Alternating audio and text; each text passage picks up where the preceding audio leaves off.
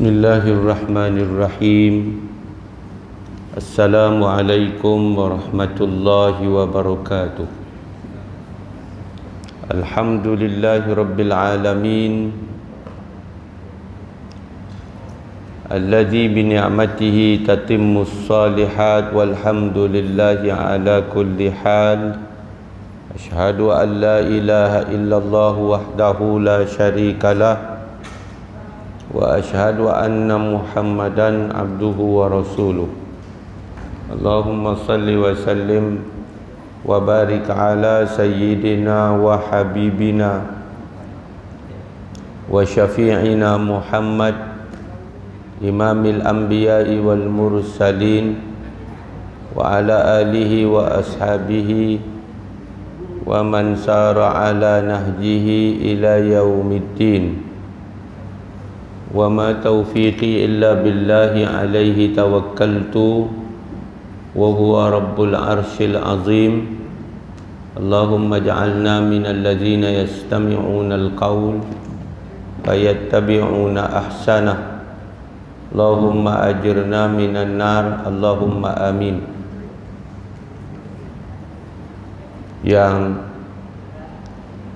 dikasihi sahibu fadilah Tuan Imam Masjid Aisyah Qaryah Sungai Mengulu, Tuan Haji Osman, kasihi tuan-tuan pegawai masjid, ahli-ahli jawatan kuasa Qaryah, seterusnya muslimin dan muslimat, anak-anak jemaah yang istiqamah mengimarah masjid kita pada malam ni.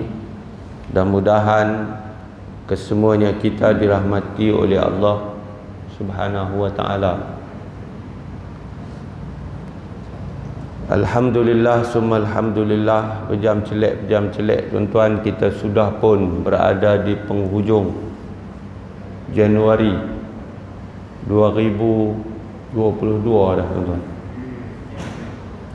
Terakhir kita jumpa dulu tahun 2021. PKP sudah melangkaui 2 tahun. COVID-19 masih belum selesai dan nampaknya masih lagi belum menunjukkan tanda-tanda nak pergi dalam waktu yang cepat. Hari ini di Kedah kita sudah lebih 400. Padahal hari itu kita sudah turun kepada angka 100. Tuan-tuan, jadi saya dalam keadaan di mana kita diancam dengan satu varian baru nama dia Omicron, yang telah menyebabkan beberapa negara mengalami lonjakan kes jangkitan COVID-19 secara luar biasa dan drastik. Maka marilah kita sama-sama terus istiqamah untuk mematuhi SOP yang telah ditetapkan pemerintah. Apalagi di pulau kita ni, Pulau Pelancongan tuan-tuan, rata-rata penduduk di Pulau Langkawi bergantung kepada pencarian rezeki melalui pelancongan. Kalau sekiranya kita kena PKP lagi, maka ia tentulah menjejaskan teruk ekonomi di pulau kita.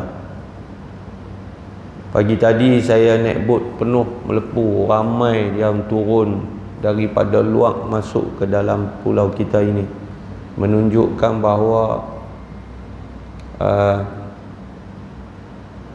Pulau Pelancongan kita tetap menjadi tumpuan. Saya di HIG daripada negeri mana tu buat reunion di HIG. Mereka mempunyai banyak pilihan hotel di negeri mereka, tapi mereka main di Pulau Langkawi. Jadi kita dalam waktu bersyukur nikmat yang Allah bagi, marilah kita tetap kekal selagi belum lagi diberikan kepada kita izin oleh ulil amri untuk kita semayang rapat-rapat. Maka saya harap tak ada lah kejadian semayang rapat di pulau ini, tuan-tuan. Hari itu beberapa minggu sudah Menteri Agama mari ke Kedah dan saya mewakili pejabat yang amat berhormat Menteri Besar bertemu dengan beliau bersama-sama dengan ketua-ketua agensi agama negeri, dan kita bertanya berkaitan dengan nak semayang rapat ni. Apalagi Perlis dah semayang rapat. Bukan semayang rapat, jangan salah faham tuan-tuan. Sejadah yang besar itu dirapatkan. Mereka tak rapat juga, tapi lebih rapat daripada kita. Johor dah 0.5 meter, kita masih lagi kekal 1 meter. Jadi jawapan daripada Menteri Agama macam tu lah. Kita masih lagi terbeban dengan Omicron ini tuan-tuan. Kalau tengok di Kedah ni, saya tanya Kementerian Kesihatan hari ni pasal apa lonjakan sampai lebih 400. Kemarin baru angka 3 pun beli awal, ni dah lebih lepas 400. Dia kata yang melibatkan sekolah-sekolah berasrama di negeri Kedah ini tuan-tuan. Jadi alhamdulillah lama dah kita tak dengar berkenaan dengan jangkitan kluster masjid. Na'udzubillah, sebab ia melibatkan fitnah kepada institusi masjid kita. Hari tu ada kejadian di satu daerah, saya pernah jadi Tok Qadhi daerah tu. Lama dia tak ada di kampung, dia rindu kampung dia, dia balik. Dia duduk rumah anak dia. Balik-balik sampai di kampung dia sudah demam, dia ada selsema. Makna dia sudah ada simptom. Tapi dia duduk berasa rindu kot dekat masjid kampung dia, kawan-kawan dia pun pi. Bila dah pergi masjid nak jumpa siapa tuan-tuan? Jumpa Tok Imam lah. Pak Maman ni lama tak jumpa. Tak boleh salam pun salam. Contoh tuan-tuan.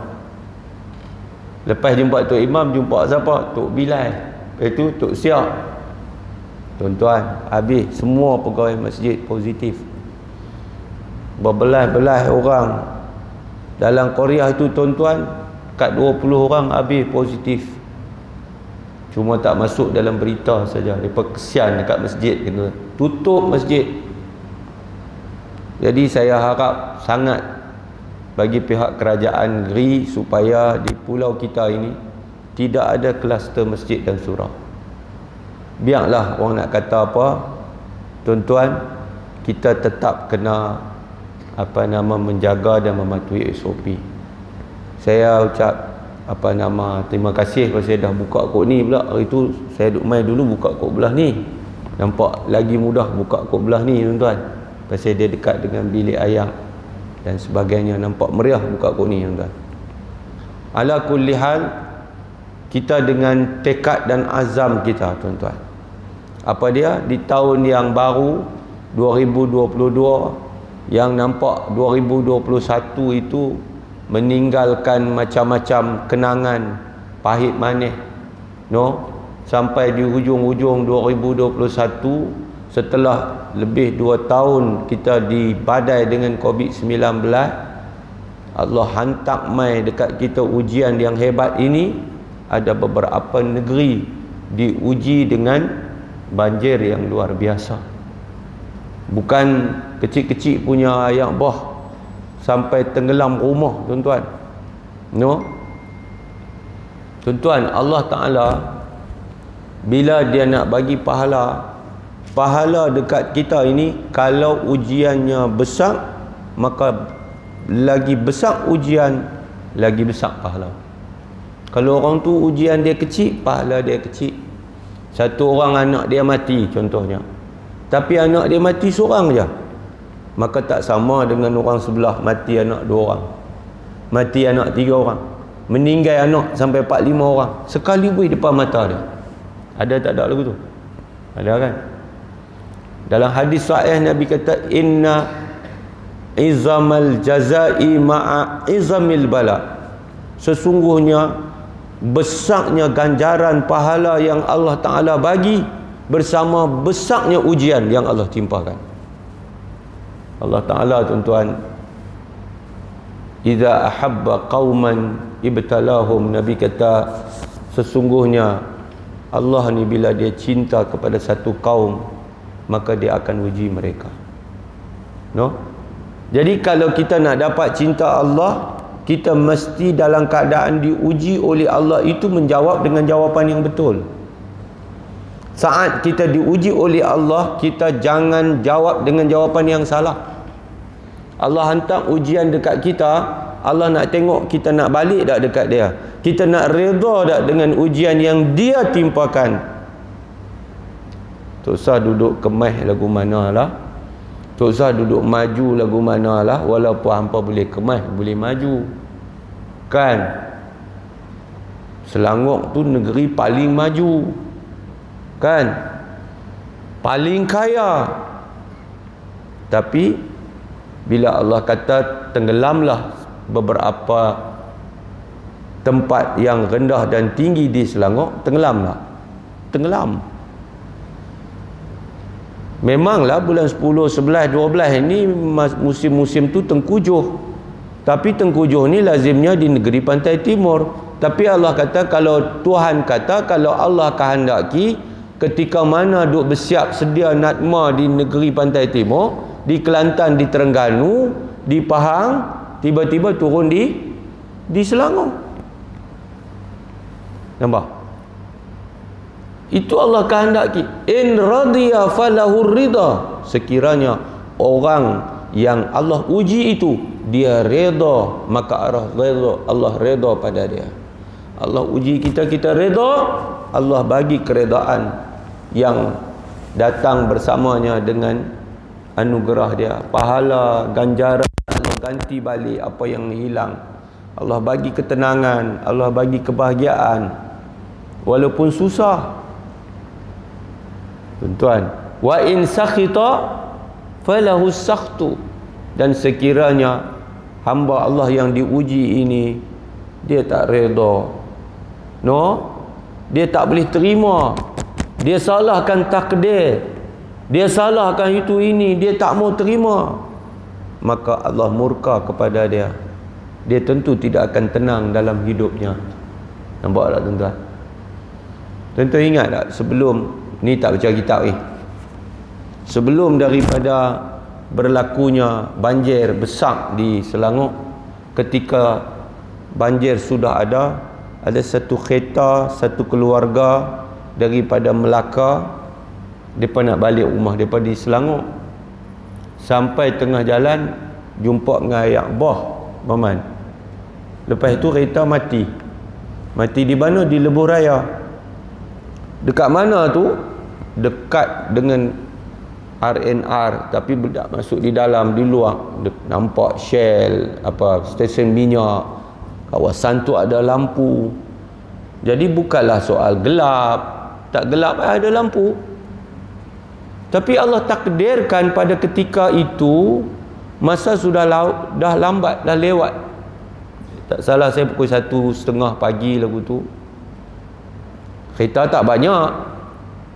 Jalan Lebuh Raya tu luas. Tapi Allah takdir nak jadikan sebab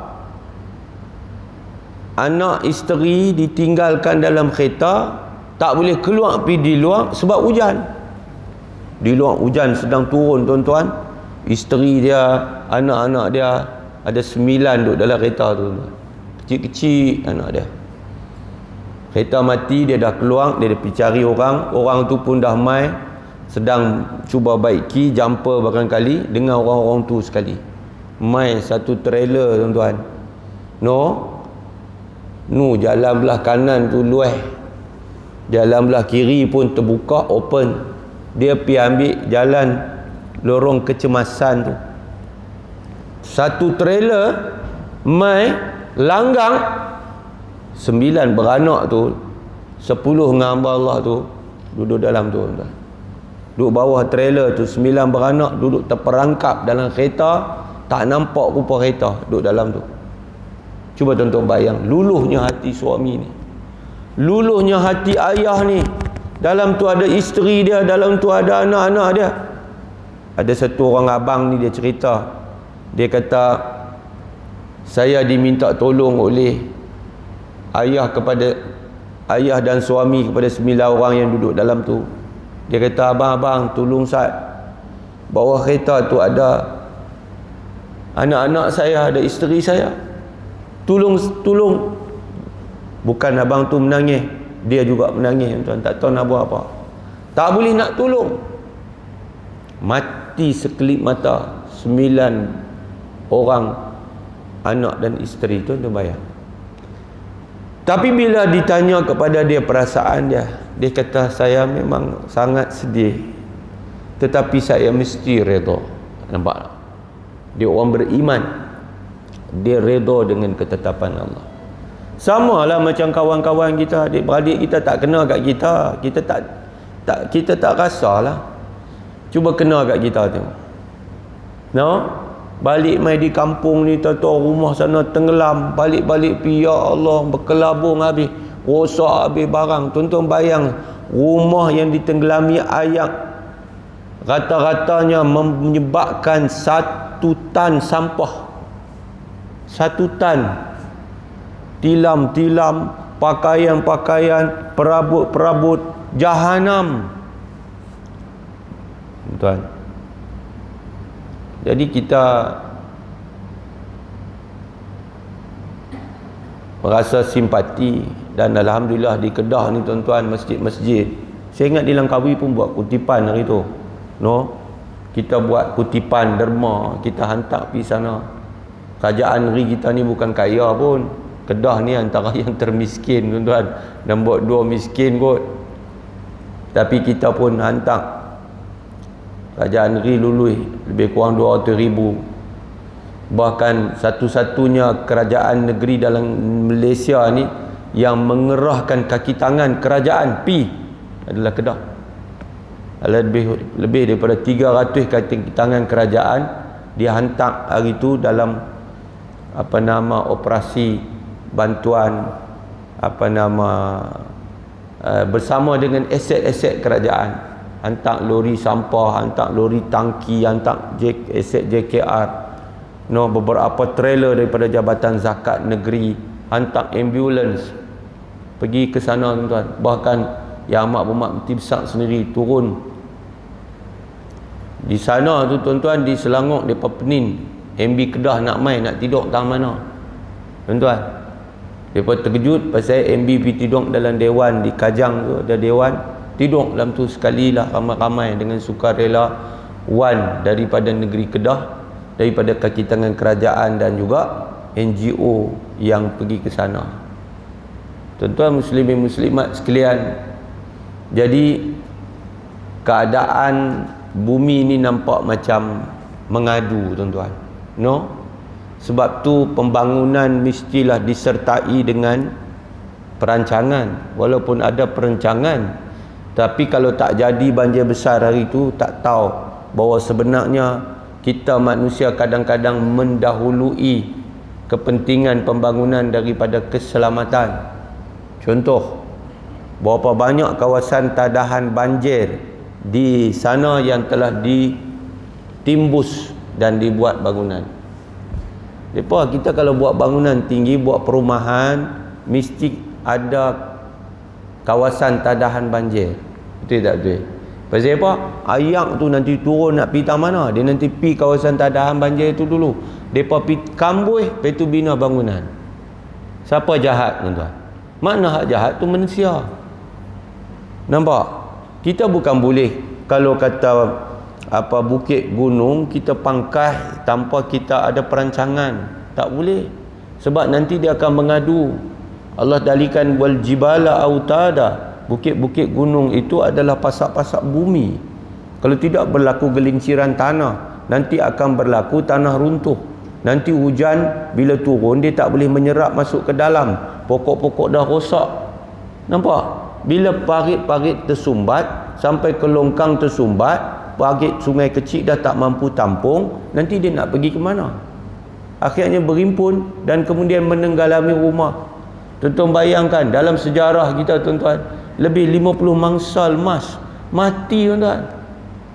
Mana nak sangka dia duduk di tingkat 1, dia takkan nak naik sampai tingkat 1, tak naik.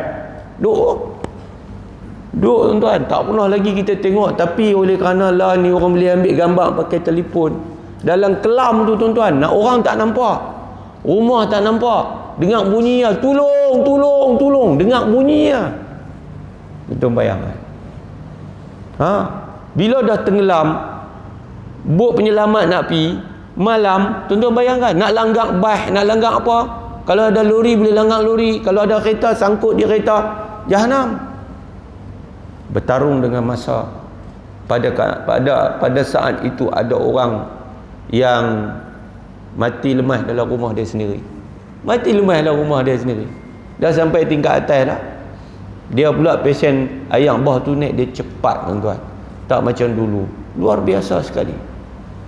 Jadi mai kita melihat bahawa ini teguran daripada Allah untuk kita muhasabah.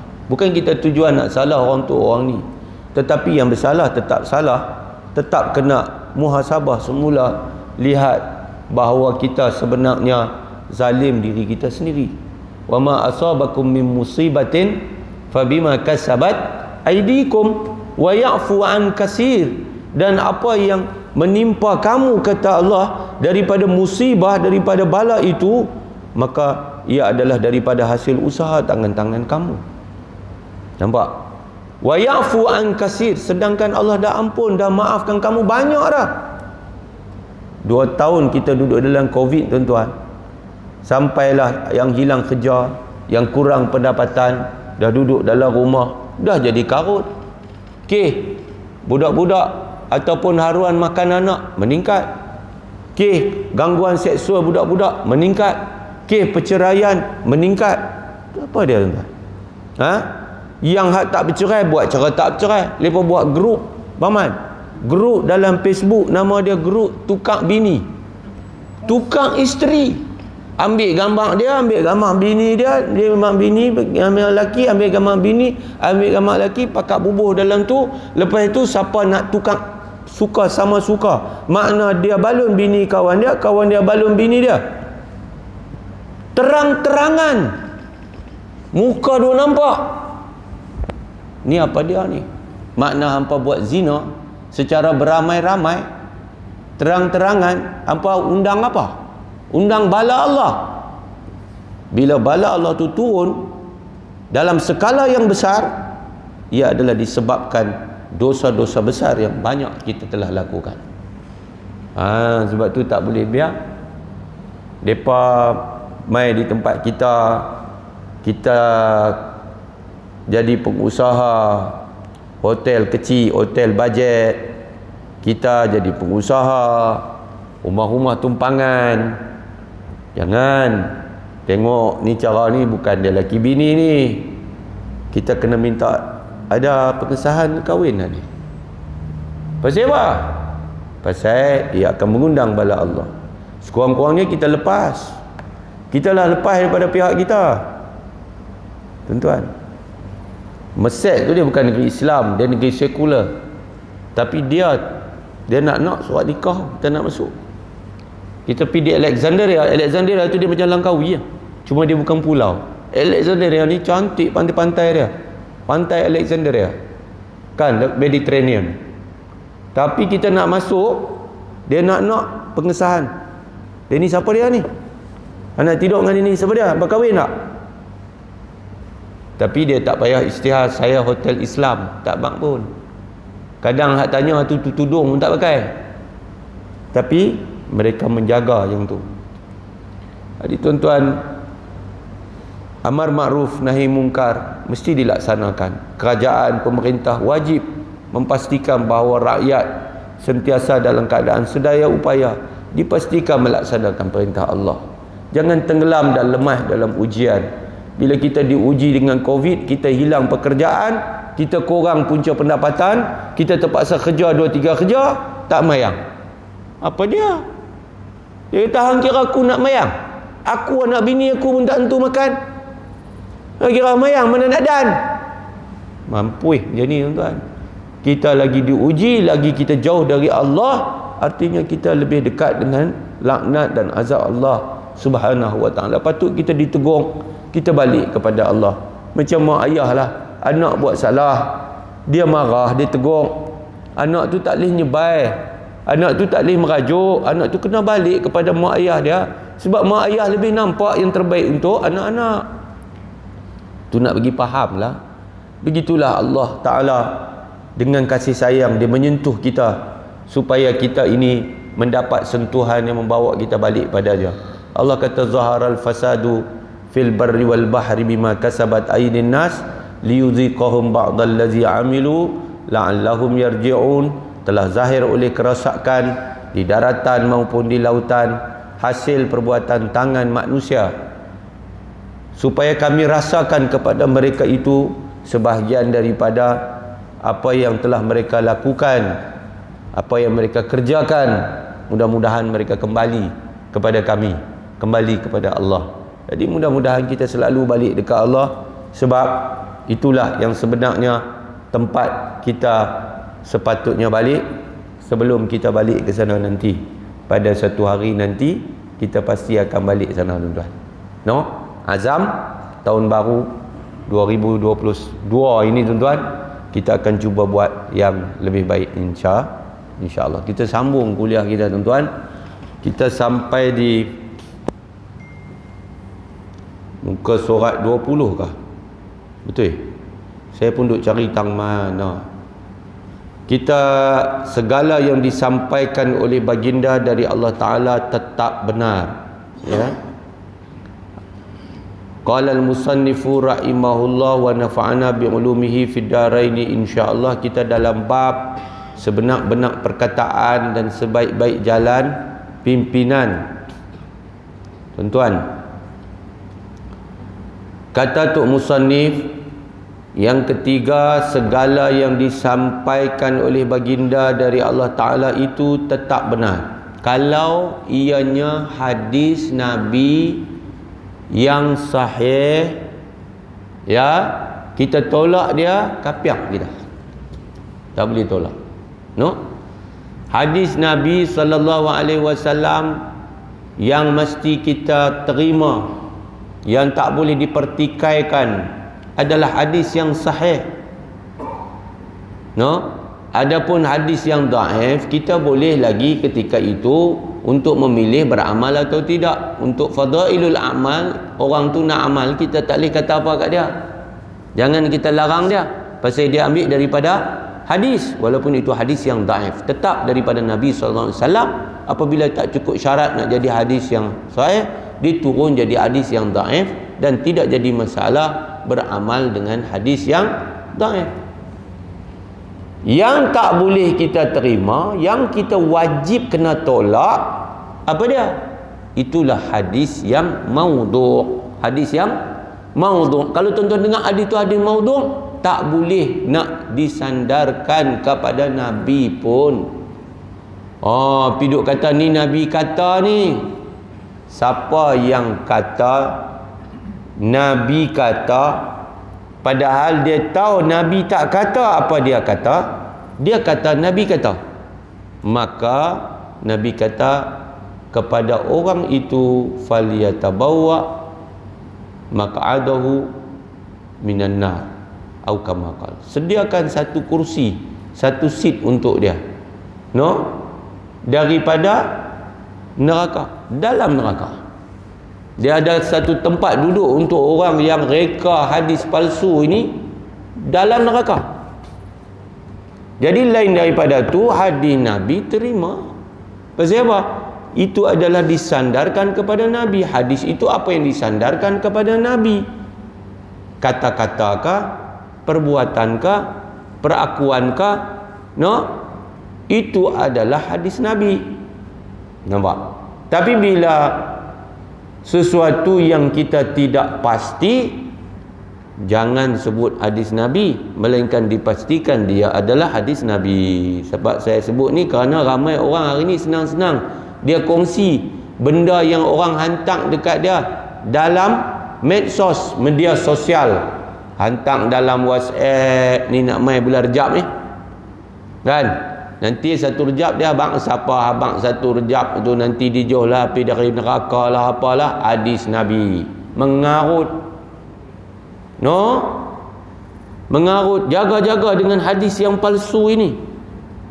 Mai bulan Ramadan pula dia mai hadis panjang. Cerita apa? Cerita fadilat tiap-tiap malam. Siapa semayang malam pertama dapat bagian-bagian. Siapa semayang tarawih malam kedua dapat bagian-bagian. Semua yang tarawih malam ketiga bagian-bagian. Besar pula tu pahala dia. Abang kata hadis Nabi, bukan tuan. Jangan kongsi kalau tidak pasti.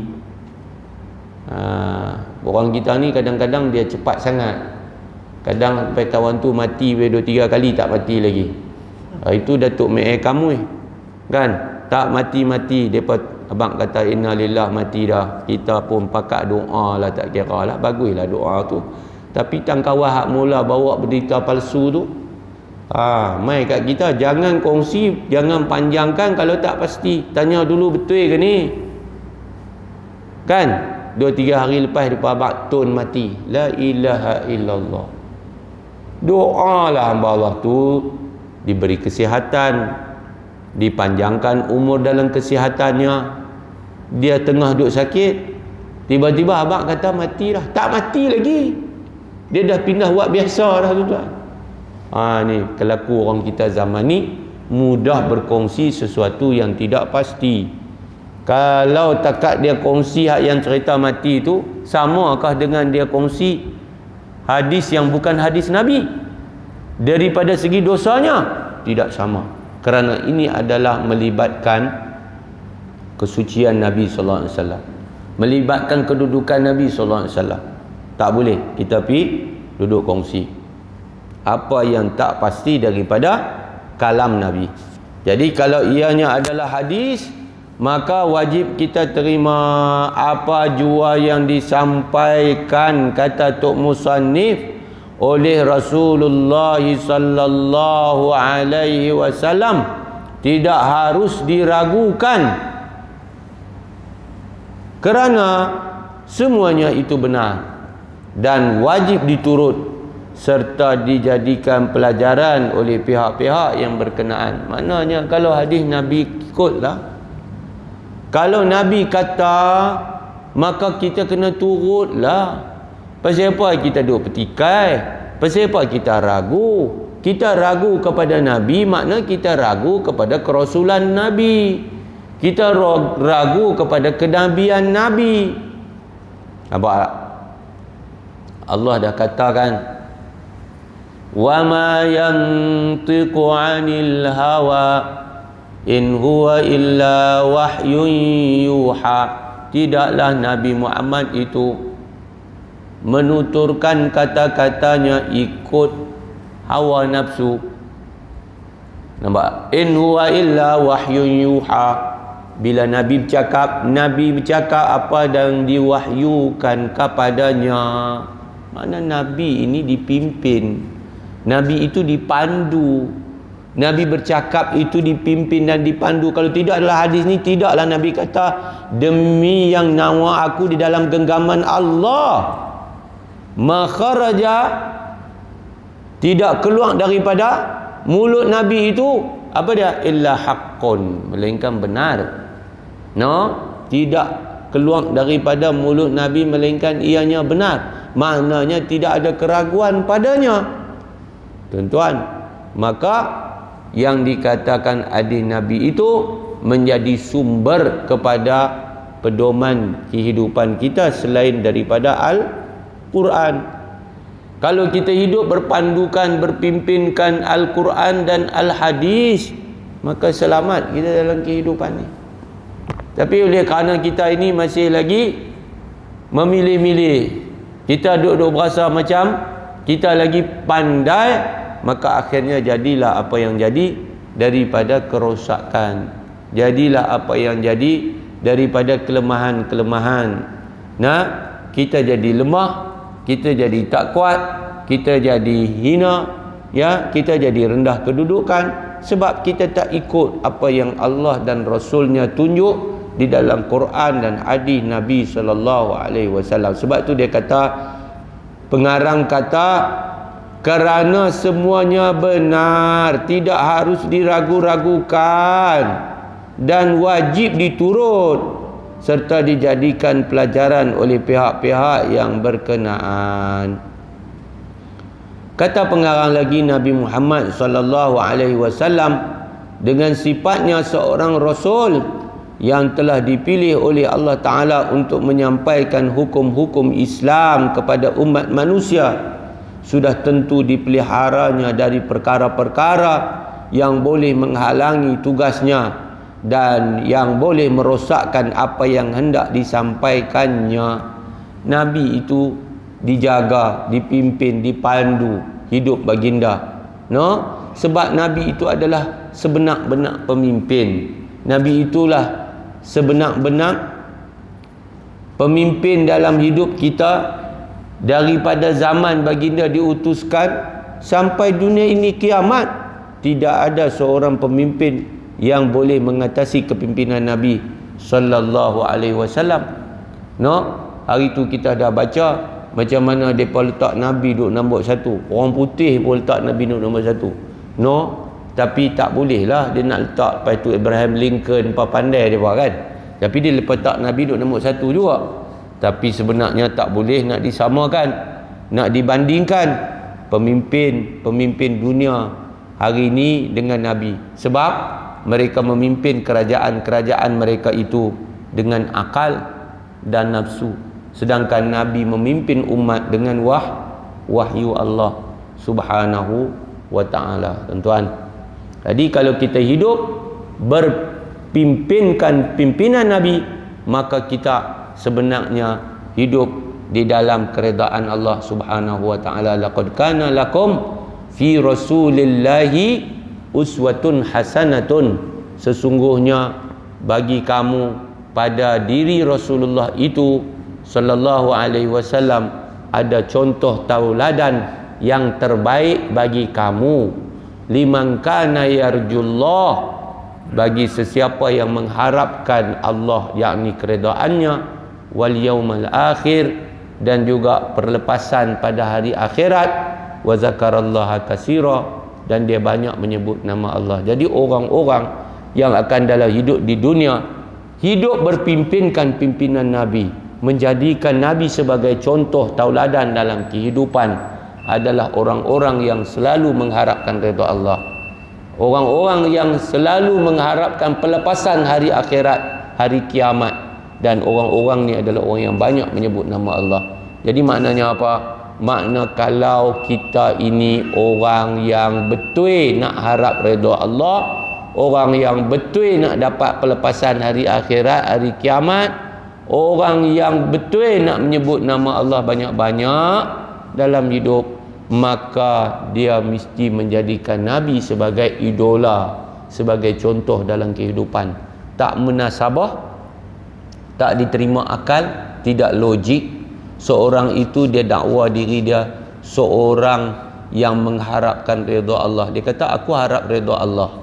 Dia kata aku mengharap pelepasan hari akhirat. Aku ni sebenarnya banyak menyebut nama Allah, tapi dia tak jadikan Nabi Muhammad sebagai contoh teladan dia. Tak betul. Itu sebenarnya pepat di luar, rencong di dalam. Itu sebenarnya sudah tak betul. Sebab apa? Sebab Allah sendiri menegaskan demikian.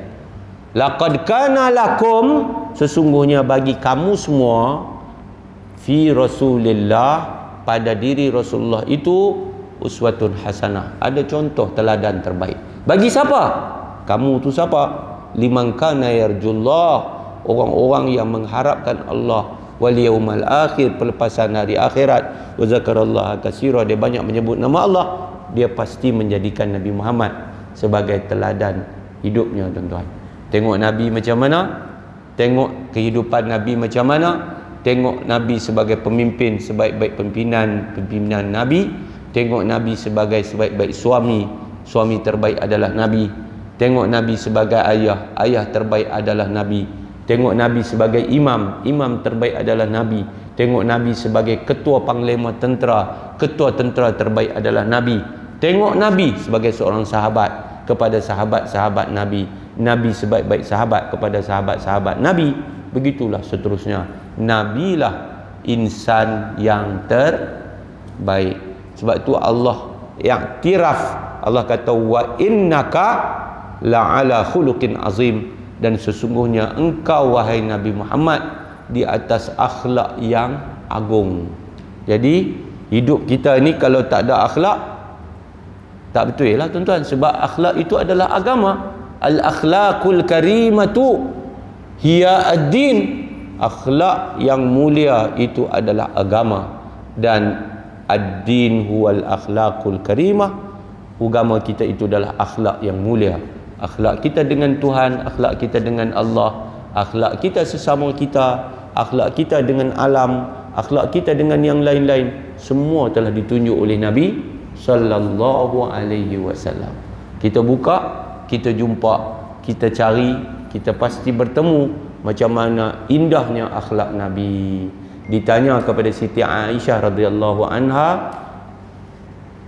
akan akhlak Nabi, bagaimana akhlak Nabi wahai Siti Aisyah, maka jawab Aisyah, kana khuluquhul Quran, adalah akhlak Nabi adalah Al-Quran. Jadi Al-Quran itu bila diamalkan, itulah akhlaknya Nabi sallallahu alaihi wasallam.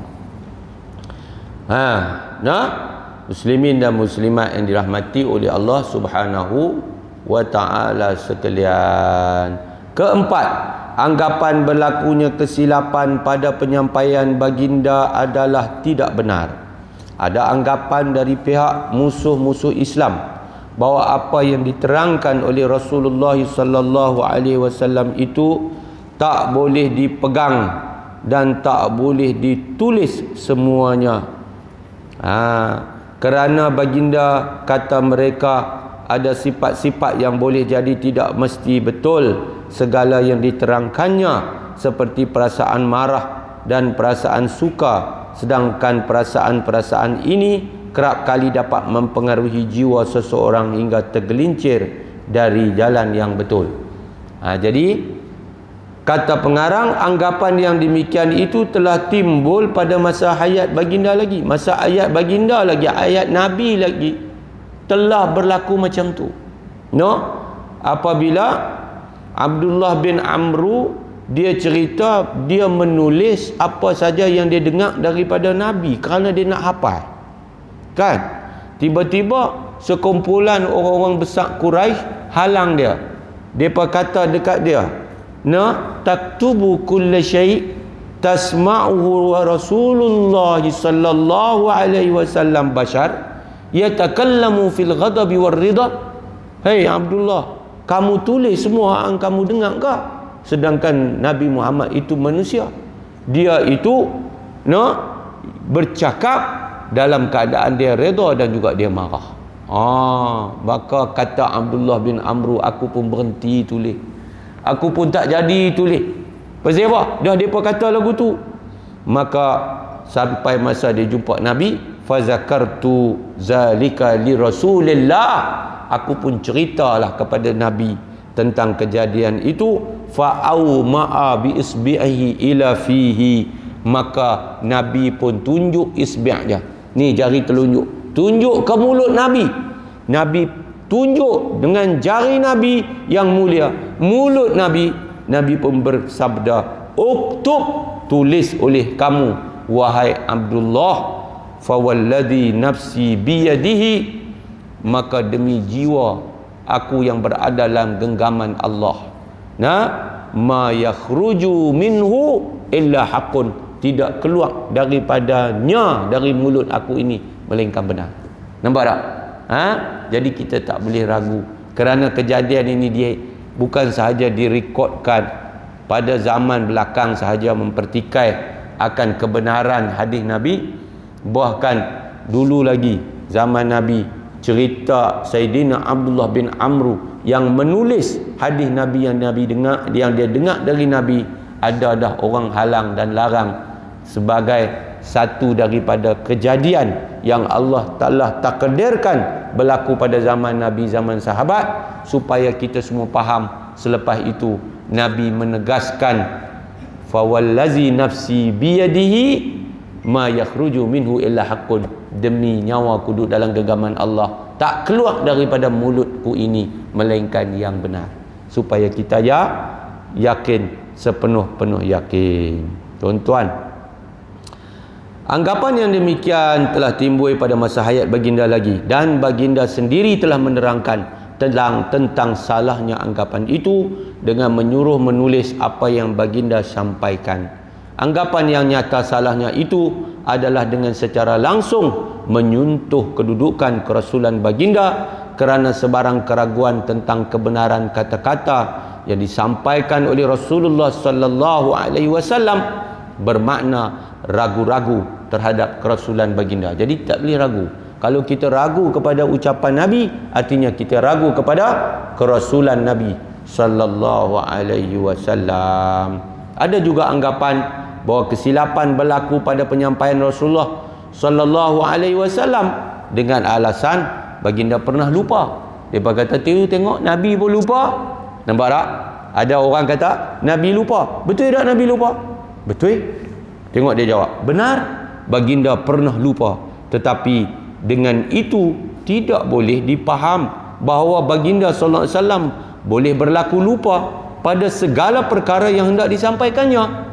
Lupa yang pernah terjadi ialah lupa yang diperintahkan baginda melakukannya untuk menimbulkan suatu hukum, seperti Nabi lupa dalam sembahyang dari membaca tahiyat awal lalu menerbitkan hukum sujud sahwi secara amali. Boleh faham tak lagi?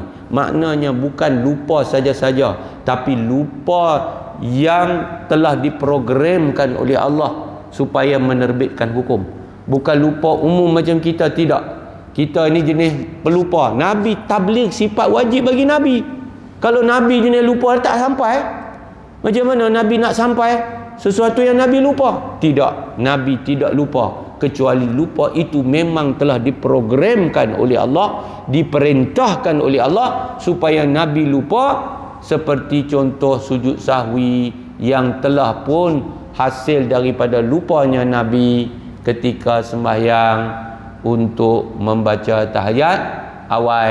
Bila Nabi lupa baca tahiyat awal, maka Nabi telah jabar, telah ganti tahiyat awal itu dengan sujud sahwi. Jadi terbitlah hukum amali sujud sahwi hasil daripada lupanya Nabi SAW, dan lupa itu adalah lupa yang diperintahkan oleh Allah Subhanahu wa taala. Boleh tuan-tuan? InsyaAllah kita akan sambung dekat situ dalam siri kuliah kita yang lagi akan datang. Hadza wabillahi taufiq. InsyaAllah besok pagi saya ada kuliah duha di dataran HIG yang saya cadang. Besok saya nak bagi edaran untuk kunci syurga, ya, yang saya rasa kalau siapa nak cepat boleh pergi esok. Saya tak lekat pula dengan saya untuk saya bagi kat tuan-tuan, dan saya akan kupas macam mana hadis yang sahih sebenarnya yang akan kita baca besok pagi itu. Hadis yang kalau tolak kapiak tuan-tuan, Nabi bagi kunci syurga. Kita baca balik pagi, kita mati sebelum maghrib, masuk syurga tuan-tuan. Nabi kata ahli syurga. Jadi siapa nak dapat bahan tu, jom bersama dengan saya esok pagi di dataran HIG. Tapi kalau tak sempat, panjang umur, kita jumpa bulan depan. Saya akan bawa untuk tuan-tuan insya-Allah. Tapi sebulan lagi lah. Tapi kalau pergi besok, tuan-tuan boleh dapat dah besok insya-Allah. So, pagi subuh saya ada di Masjid Al-Hana dan kuliah duha di dataran HIG. Auzubillahi minasyaitonirrajim. Bismillahirrahmanirrahim. Alhamdulillahirabbil alamin. Allahumma shalli ala sayidina Muhammad wa ala alihi washabihi ajmain. Allahumma di qaumana fa innahum la ya'lamun. Allahumma 'allimna ma yanfa'una wanfa'na bima 'allamtana. Allahumma zidna ilma. Allahumma arinal haqqa haqqan warzuqna ittiba'ah wa arinal batila batila warzuqna ijtinabah. Rabbana atina fid dunya hasanah wa fil akhirati hasanah wa qina azabannar. Wa sallallahu ala sayidina Muhammad wa ala alihi washabihi wa baraka wa sallam. Walhamdulillahi rabbil alamin. Subhanakallahumma wa bihamdik asyhadu an la ilaha illa anta astaghfiruka wa atubu ilaik. Bismillahirrahmanirrahim. Wal 'asri innal insana lafi khusr illa alladhina amanu wa 'amilus solihat wa tawassaw bil haqqi wa tawassaw bis sabr. Wassalamu alaikum warahmatullahi wabarakatuh. Taqabbalallahu minkum.